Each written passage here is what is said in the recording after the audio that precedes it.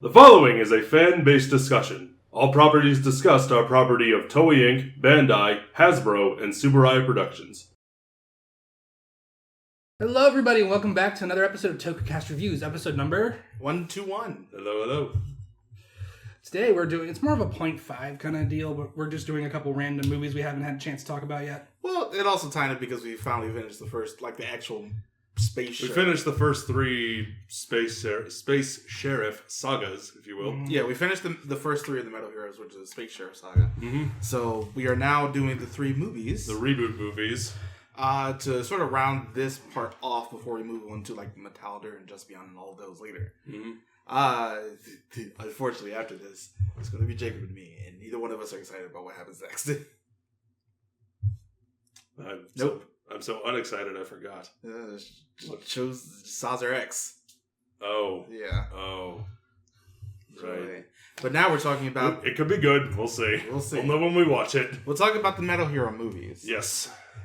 So we're going to start off, because this is more or less in chronological order. Mm-hmm. We're going to start off with Uchikeji Gavan, the movie. Yes. Which introduces Geki, although he was previously introduced in the two Go Buster episodes that he was in. The Go Buster episodes, and then did the Go Kaiju Gavin movie come after this? No, that came before, because that was during Go Kaiju. Right. Yeah, because Kenji Oga was... That would make sense, because this is 2012, and that was 2010. 2011. 2010, 2011, when that one happened. And plus, Kenji Oga was the only Gavin in that movie. Sorry, my brain is doing the math on those years. And It's fine. Sad. It's fine.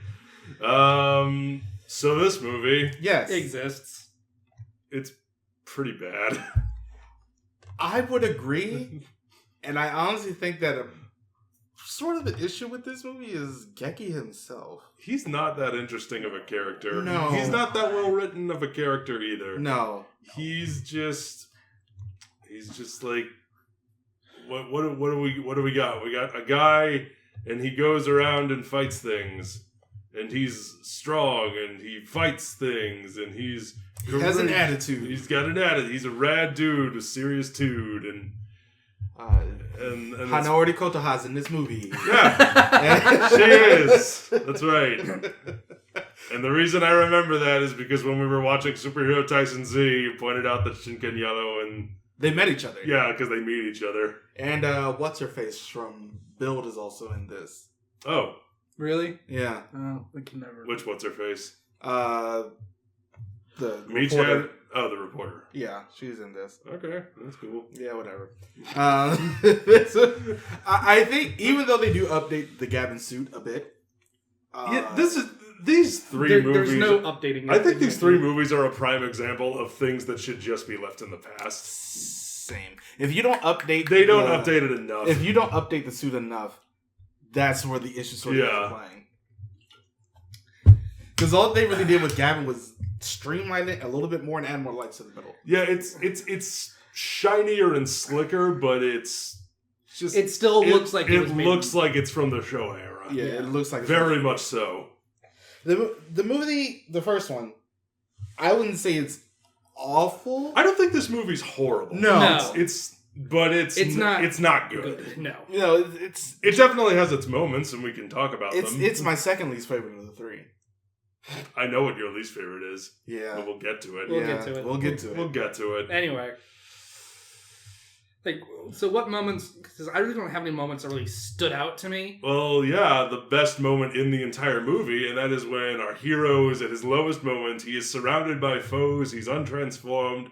When who should crash through the wall, through some boxes inside in a blue Jeep.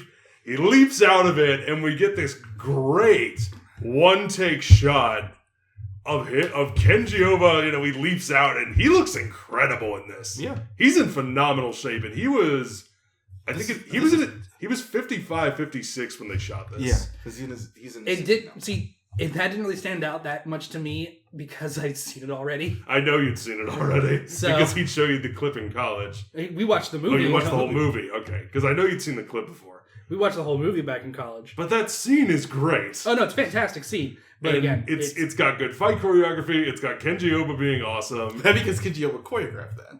I think he was the That action makes director in this movie. so much sense. I gotta ask. We know Kenji Oba is one of the few Toku actors to actually do his own stunts in suit. Mm-hmm. Did he do that in this movie too? Do you think? Probably. I don't know if he did him in suit. I know he did all the actual fight. Oh scenes yeah, himself. you could. I love that. Probably because they probably wouldn't let him do it in suit due to insurance. I reasons or love that. something. Like the instant he jumps out of that car, that camera stays on him. It doesn't cut away. So This like, is no at- long. This at is no not his po- movie. At no point is there ever a stunt double. Like that's him doing all those kicks and jumps and like there is a great moment in that fight where just like some really good choreography in general where one of the bad guys like leaps at him and he catches him in midair and like brings him to the ground in a roll and like springboards off of his body. Yeah.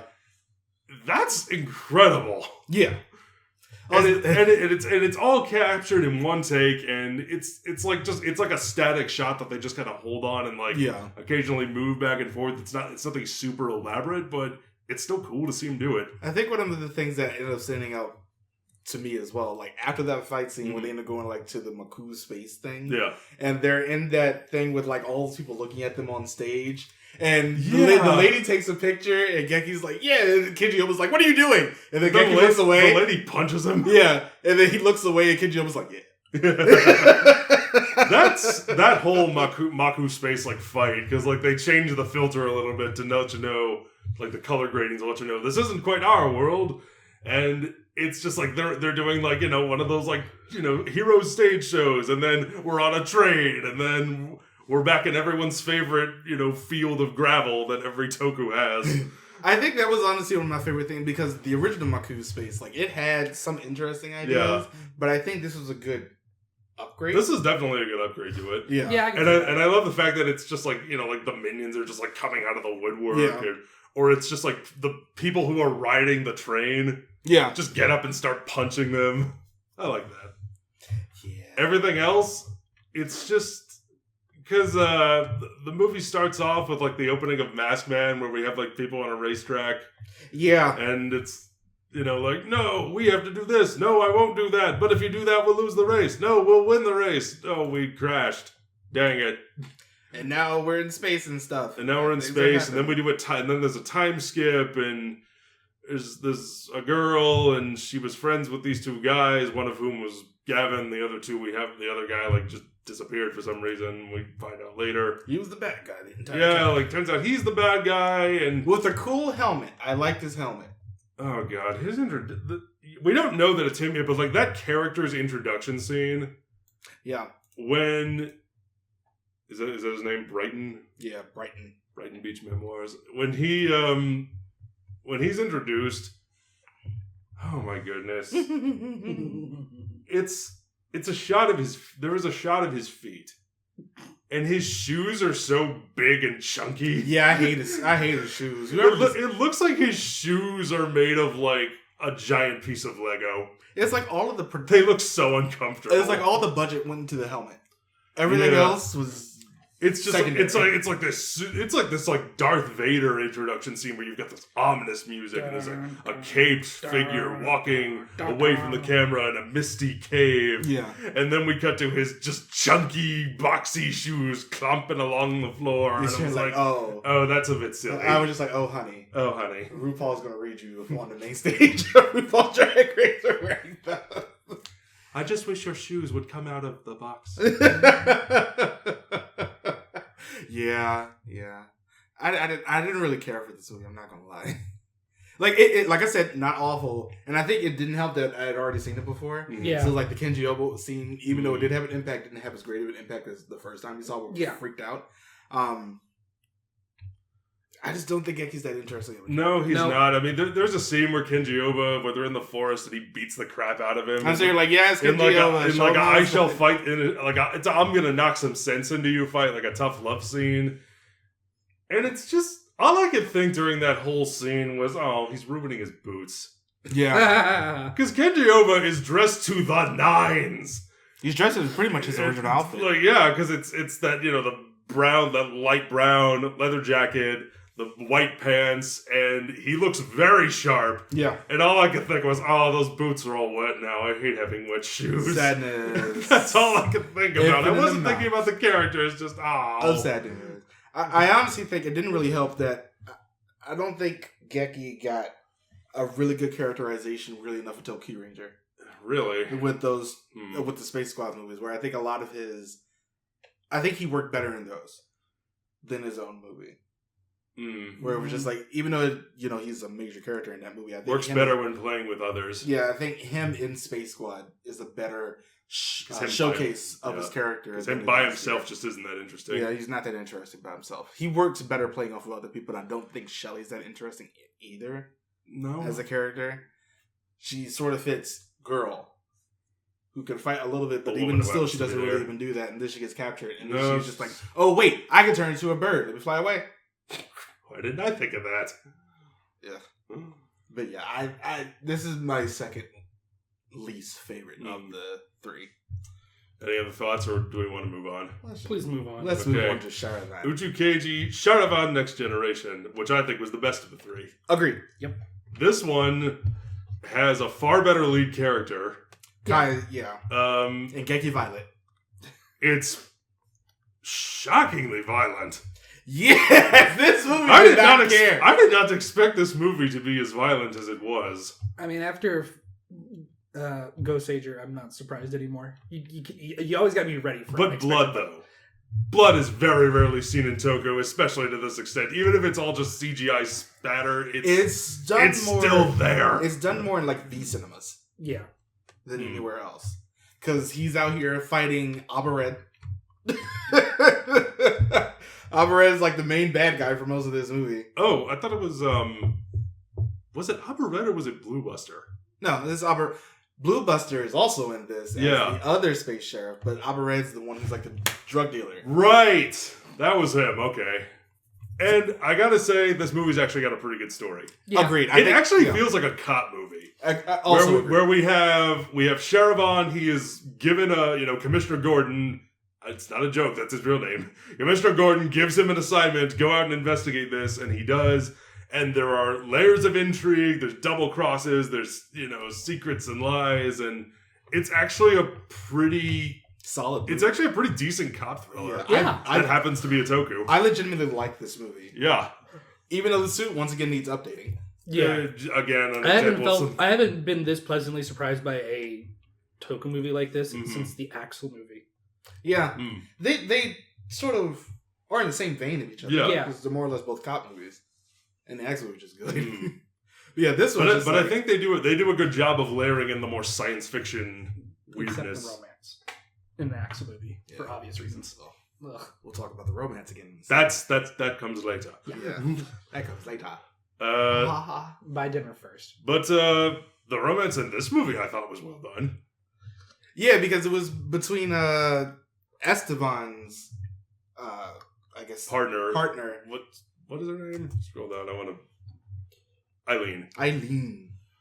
Between her and Abared, I guess. No, not Abared. Not Abared. It was Guard Beast. Guard Beast, who was the previous. Who was the previous? Who also worked for the space sheriff for the space sheriff department, and I love the scene where we find that out because he orders an autopsy.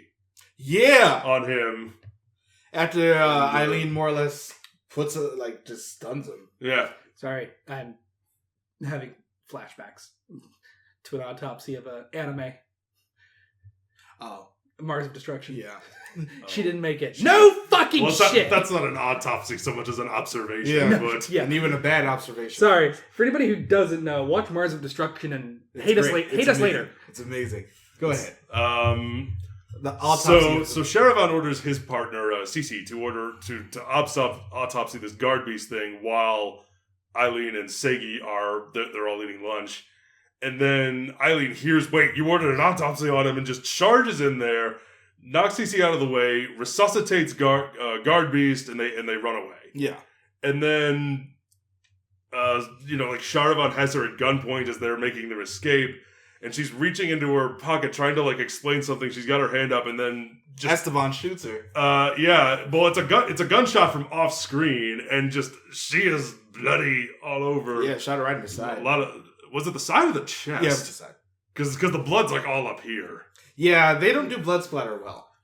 It goes everywhere. That's why I thought she got shot in the chest. What's the fucking actual term for it? Squib. Squib.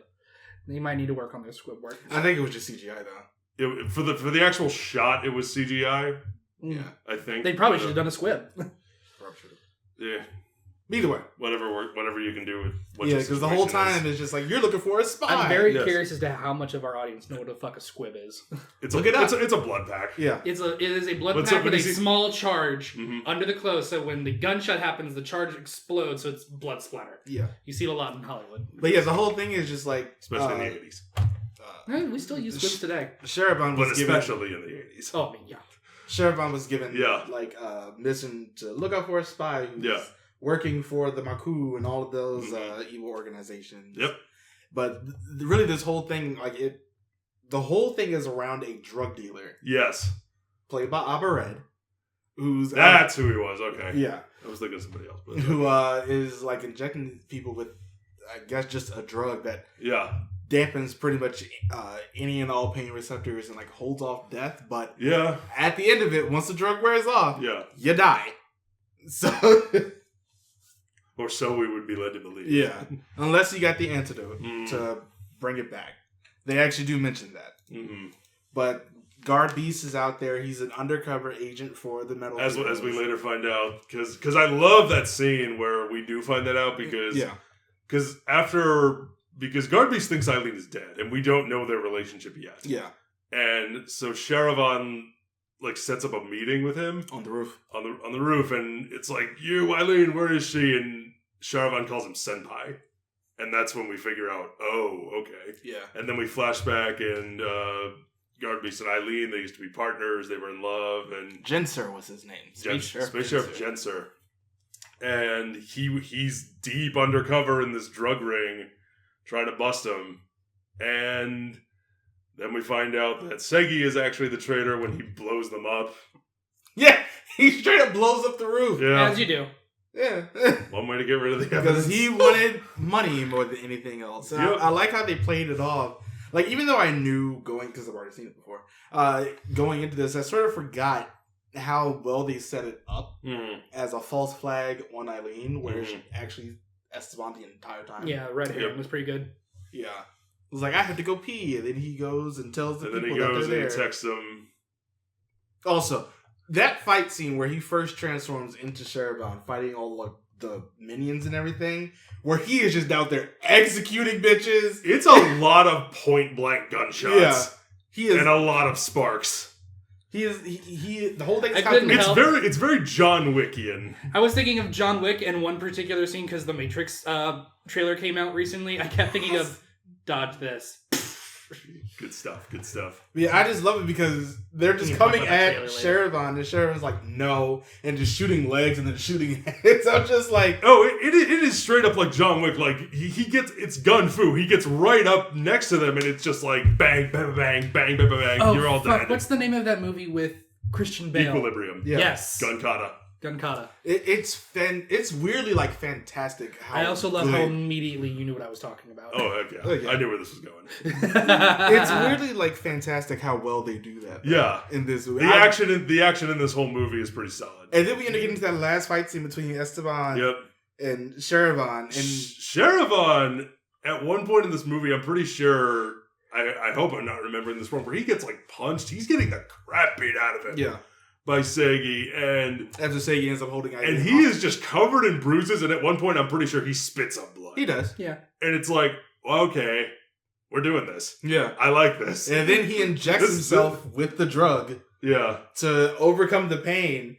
And we end up getting this insane fight scene. This is like Bane against Batman and Dark Knight Rises level of beatdown that we are dealing with here. Brutal. Which part? Victory has made you weak. The first one. Okay. It's so brutal. Like, Esteban ends up getting close to him, and sheravon just like slaps his sword out of his hand, grabs his head, takes his own sword, just start hitting him. I thought he was gonna cut his head off. I did too. I was like, this is gonna be crazy. I forgot about the fight scene. Him. His laser sword held aloft and starts hacking at his neck with a laser sword with blood spurting out. I was like, and if they killed him. I thought that's what was gonna happen. I thought they were gonna do that. I wouldn't have put it past this movie. And that would have made this movie an immediate 10. A billion out of 10. A billion out of 10. Like greatest had that have happened. Greatest Can you imagine? Because he's a cop. Can you imagine the report? Well, I took his sword and I repeatedly hacked at his neck and I held his decapitated head aloft in victory. Yes. It's like for the way... And just the guy reading the report... It made a great Boris Vallejo painting. For the way that drug works, it sort of just really exacerbates like negative. And it's like a lot of anger and aggression. So lots of aggression. I'm just like, if he would have did that, that would have made this the best movie. I don't care what anybody says. Like I honestly think that this movie is out of the three the most worth it. It's really absolutely good. I really enjoy this movie.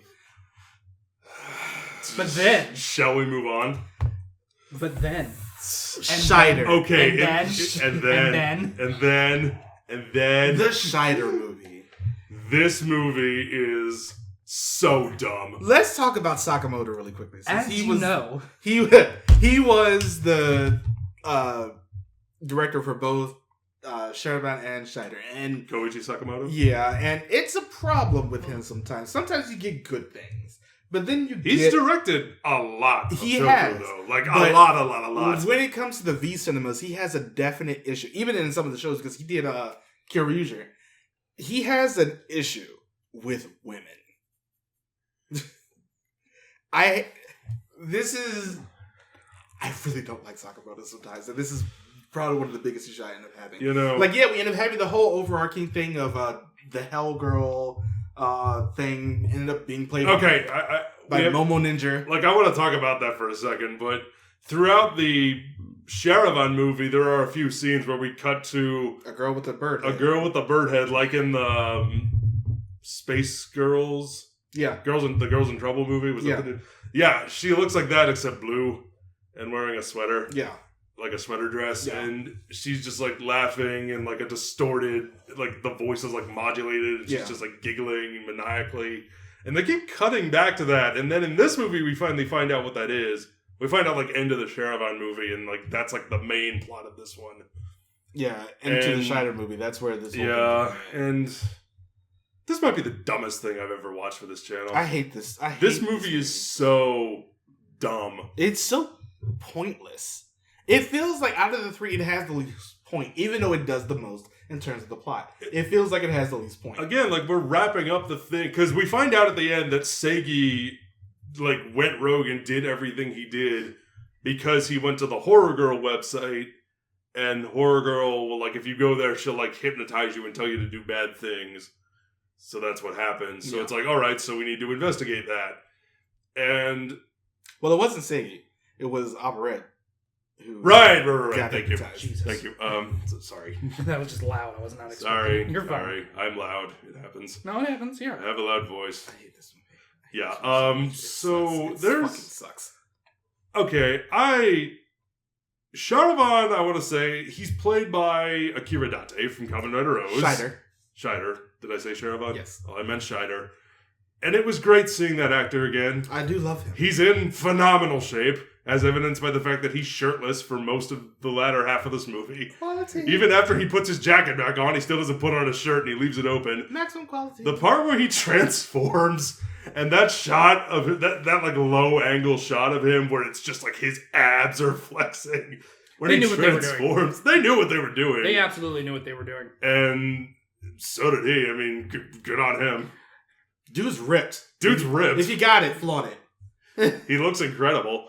But, my God, his character, which he gives, like, the actor, he's definitely given his all. Yeah. It's not a terrible performance, but the character sucks. Yeah. And he's really pretty.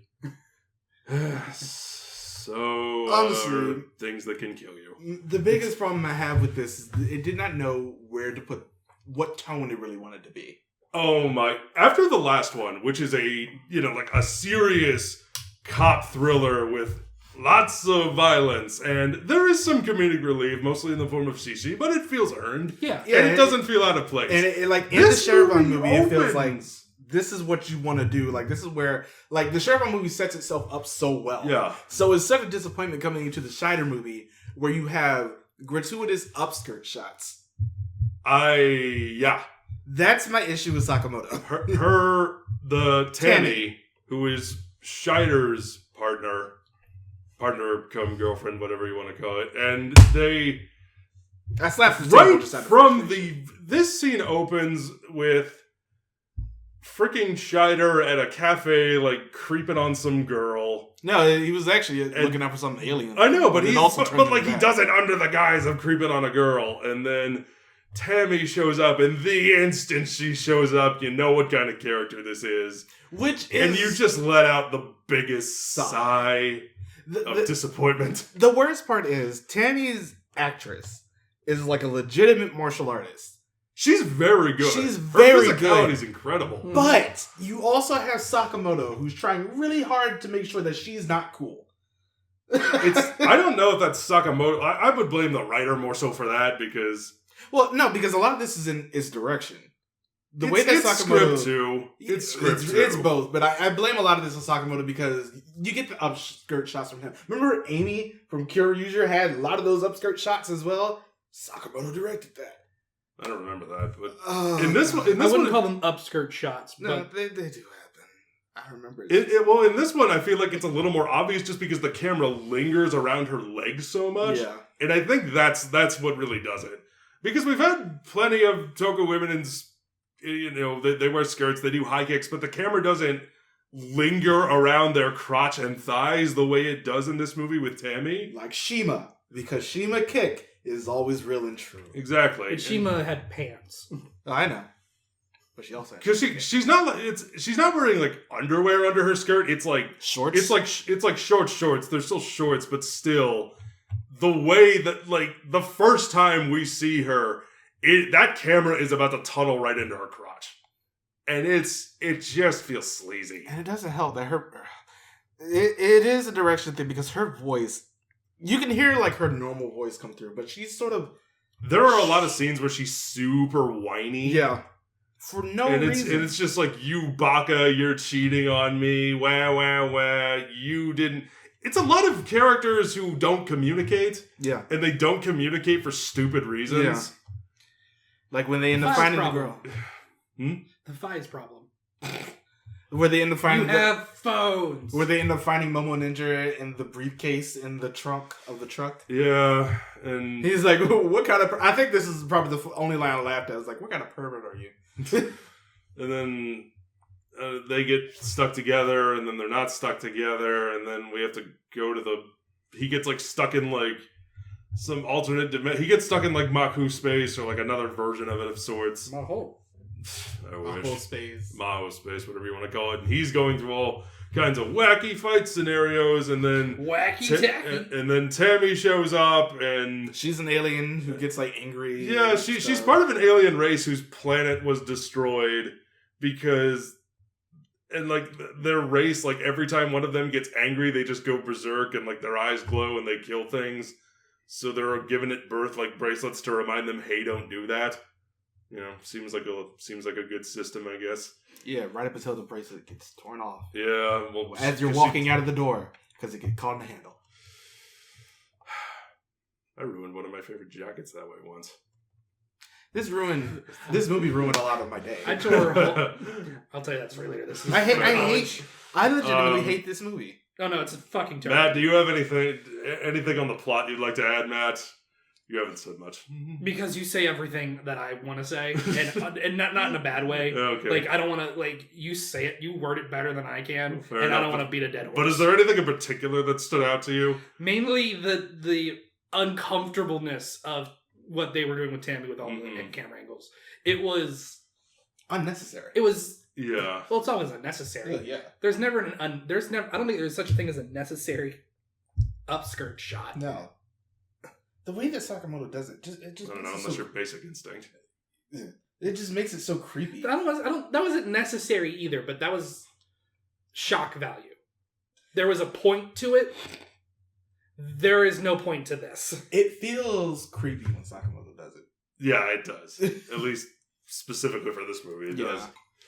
But and now we have to talk about the ending, which is the moment where I just threw my hands in the air because I just didn't care. It took you until the ending to check out. I checked out. I didn't. That's the thing. I didn't check out. I didn't check out once. I was completely dialed in, but I was just laughing because the ending is so bad, dumb. It's so dumb. It's so bad. So it turns out that the girl from the briefcase, because Geki and Sheravon have been investigating that the Commissioner Gordon's daughter has been kidnapped.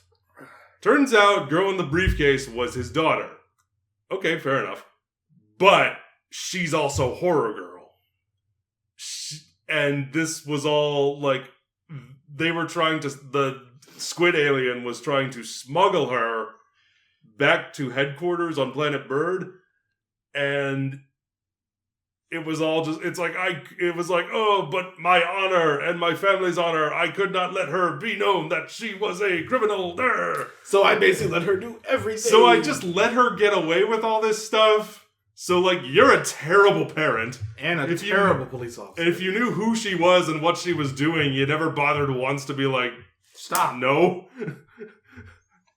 And it's like lots of bad acting, lots of hammy melodrama that just comes out of nowhere. It is such a stupid twist. It doesn't make sense.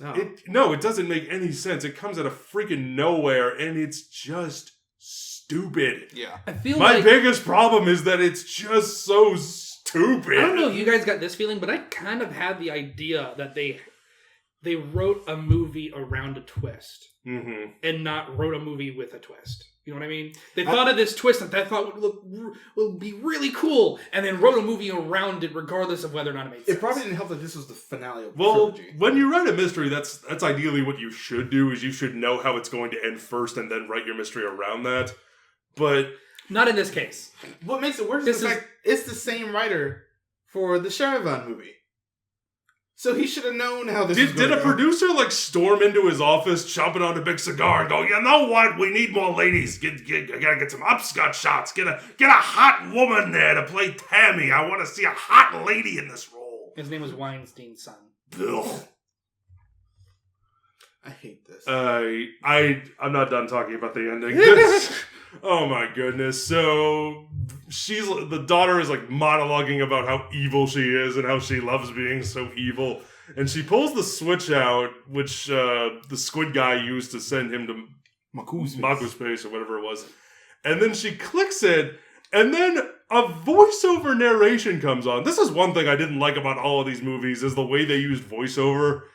Because it's like, well, we can't, it's like, we didn't write anything in to explain this, so we're just going to have voiceover explain what's going on. And it's like, because the energy of Planet Bird was so strong, it created a dimension to a different space, not Maku space, that was even stronger. It's the force of a black hole. And then she gets sucked into it. I'm serious. And I thought that was going to be the end of the movie, and I just kind of shrugged, and I was like, okay, get wrecked. Honestly? Get wrecked, I guess? I was so confused. It's like, wait, what? Huh? And then there's a giant bird head at the end of this tunnel. Oh my god! The giant bird head! Oh my god! So our three space chefs are standing there. Schneider still isn't wearing a shirt, even though he put his jacket on, but he's still not wearing a shirt. If I looked like that, I wouldn't either. Yeah. So, and the commissioner's like, oh, please save my daughter. Please save my daughter. And they're like, we're going to save her. And they transform and they go in and they're all flying on their spaceships. They're dragging and whatnot. And then she's just like flying in space. And it just looks so dumb because she's like flying backwards. But she's clearly just on a green screen, just like dangling on wires, flailing around. And then they grab her and they pull her in, and then, so it's like, she gets back into the ship and she's safe, and then we freaking cut to a giant bird head. It's like it's just there. It's the horror lady mask. and it's just freaking there, floating in space, shooting lasers at them. This is the boss you develop in a bullet hell shooter when you give up. It's so stupid, and it got a legitimate laugh out of me. And then the movie ended. And they were like, you're going to go play the best character in an awful show. Momo Ninja. Enjoy. Well, I like the Ninja, but hate that shit. Neither here nor there. But we also need to talk about... I have to talk about the scene where Tammy goes berserk. And once again, the camera is being super pervy. It cannot stay away from her butt and her crotch.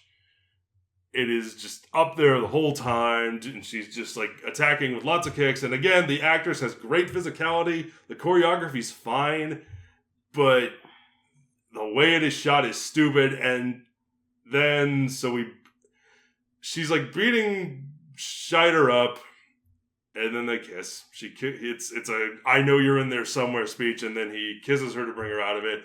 And it is a long freaking kiss. It goes on for like 2 minutes. At least it felt that way. And it's just like close up of them, and they're just like, it's not like a kiss. They're just kind of like smooshing their faces together at the lips. And all I could think was, is this the first kiss I've seen in a Toku? Jetman. Did red and white? Yeah, and also black and white. Oh, okay. Because I don't remember, but I'm trying. It felt so strange because when it comes to Toku, we'll get the occasional hug here and there, maybe, but mostly it's like, which one of you degenerates likes hand holding? That's about as much as we ever seem to get when it comes to characters who are in a relationship, even like Deca Green and Deca Pink. Yeah. Who are very openly in a relationship. They don't really do much aside from like kiss and the occasional hug, I suppose. And this kiss it's like they were making up for lost time. Yeah. For every kiss that hasn't happened in Toku, here is this one. And PDA like this is so ill. That's the thing. I love PDA like this. No. I love romance and stuff. I'm a hopeless romantic. I like watching characters kiss and cuddle and hug and whatnot, but not when I don't like the characters and I just don't care about them. That's a valid point. That's where my problem lies. And that scene ends, and then, yada, yada, yada, she fights again, but then the movie ends, and we get a "Baka, you're cheating on me" scene again. And it's like, she's a horrible person. She doesn't listen to anything he says, and he's an idiot because he never tells her anything. Yeah, it's like both of you are terrible. It's just a lot of, like, stuttering, and it's like, no, wait, what? Like, just tell her. You can clear this misunderstanding up in 2 seconds if you just opened your mouth and didn't stutter and blurt out nonsense. Honestly, I think this movie made me really appreciate others and to the Schneider show a lot more. Because this is so bad in comparison. Yeah. Also, I don't believe that the original Schneider show up in this? Was he the guy at the restaurant in the beginning? No, I think it was actually the singer. Oh. Because that was definitely a cameo, because he's an older guy with bright orange hair looking directly at the camera at one point. Yeah, that's fair. So that's a cameo. It's completely fair. As such. But as unlike the sheravon one where when Den Iga shows up in that, it was like he feels like he has one of the legitimate point. Yes. I don't think that the original Schneider shows up in this one. I don't think he does. Which is sad. Anyway. That's it. And if we're completely missing something because the actor has since passed away, we apologize. I don't believe he has Dai Sawamura. What's the character? Yeah, he hasn't showed up since. At least I don't believe so. He did. Yeah, he passed away in 2001. Yeah. Oof. Well, that's a valid excuse. At least now we know. That's a valid excuse to not be a cameo. Oh, he was so young too. Yeah, 37. Liver cancer. Through alcoholism. Jeez. It'll get you. But, that's a fittingly depressing note to end on. Yeah, this movie was fittingly depressing. Yeah.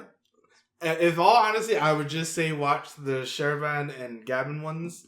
Yeah. And not watch the Schneider one. Yeah. I would absolutely recommend the Sheravon movie. Very good movie. I don't know that I'd recommend the other two. That's fair. I definitely wouldn't recommend the Schneider one unless you want to like complete the arc of Horror Girl. But honestly, I feel like it's so inconsequential. Who cares? I would watch it in a let's like make fun of how bad it is kind of sense. Yeah. Although Annie shows up. Yeah, the original. She's the doctor in this one. Shows up. Which good to see it. Tammy's just not as good as her, but I think a lot of things don't help that. Annie was just quality from the original Schneider. So. But yeah, that's the end of this. Let us know what you think. Excuse me. In the comments down below. Here. Please do. Ended on a terrible note. I had a lot of fun talking about him, though. Well, no. It just depends. Because we had a very good one in the middle. I'm just saying, most of the stuff we talk about ends with usually an angrier... We try not to. Bad note. Yeah, if it's good, we let them know. But in this case, not so much here. Follow us on all the things. We always appreciate your support. Yeah, join us next time as Jacob and I will watch Saucer X and be sad about it. But after that, we'll be done with the Saucers and the Grand Saucers and all of that. So, thank God. We'll see. Good night, everybody. Thank you for watching.